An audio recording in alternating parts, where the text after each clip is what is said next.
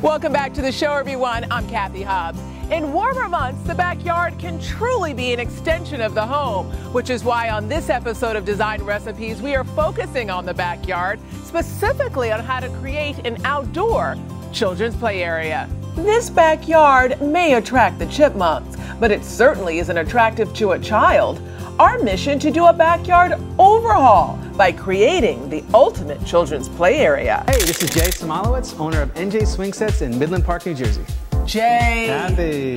I have come here looking to create the ultimate children's play area. Do you have something for me? Cathy, you asked for the ultimate, so I've got something to show you. All right. So this is the ultimate play center for any backyard. You can see that you have two slides, a really big tube slide and a straight slide, monkey bars, rock climbing wall. I mean, the max, right? Yeah, you got everything. This is a swing set on turbo. Yeah, exactly. It really is spectacular. You know, I think that sometimes kids want one thing, mom and dad want another. What should people look for when picking out a swing set for the kids? Right, so the first thing I think you should look for is the height of the deck.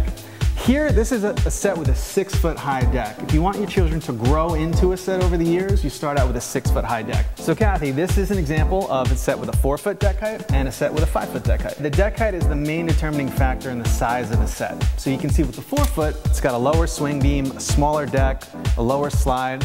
The 5-foot, you have a higher swing beam, a bigger deck, a bigger slide, and it allows your children to grow into a set. What are some other things that someone should look for in a swing set? Sure, there's two other main things that I would look for in a swing set. One is the type of wood, and the other thing would be the style of the base of the swing set. This is a cedar. Cedar is probably the most common type of wood in a swing set. It's resistant to decay, rot, insect damage.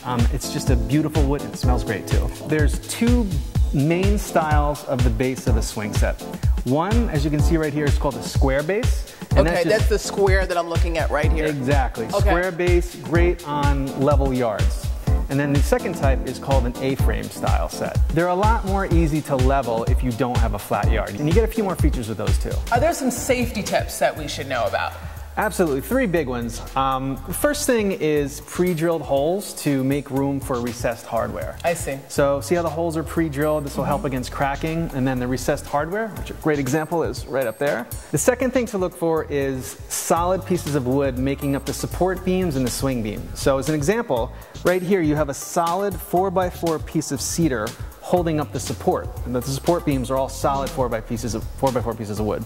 These allow for higher weight limits and they make the decks much more sturdy. One thing I also noticed is that these swing sets are substantial. I would think that you also have to have some good site prep. Absolutely.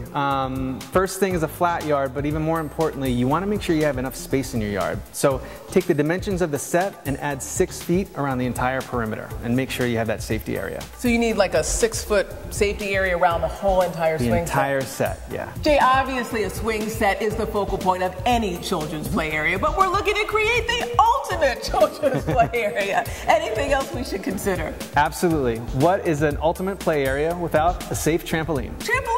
Yeah. Okay, this is a trampoline. This is the Woolly Thunder trampoline. It is by far the safest trampoline on the market. Now what makes it so safe? Well, one, it has leaf springs. It doesn't have those coiling springs like a normal trampoline has. Old school. Old school springs, exactly. Remember, you jump on it and you get your foot caught in between the springs. Or you fall off. Or you fall off too, and that's the next thing. It has a net attached to it and it's extremely heavy, so you can't knock this thing over. It takes about 6 people to even move it. Now what's all this that I'm looking at? This is the tent edition. This is another feature to the Woolly Thunder that pretty much doesn't exist on the market. If your kids want to camp out at night and if it rains, it shields them from the rain and they can have like a little camp out in the backyard on the trampoline. Yeah. I have to tell you, Jay, trampoline with a tent feature, this spectacular swing set, I'm so excited to see you create this ultimate children's play area. Me too. It's going to be great.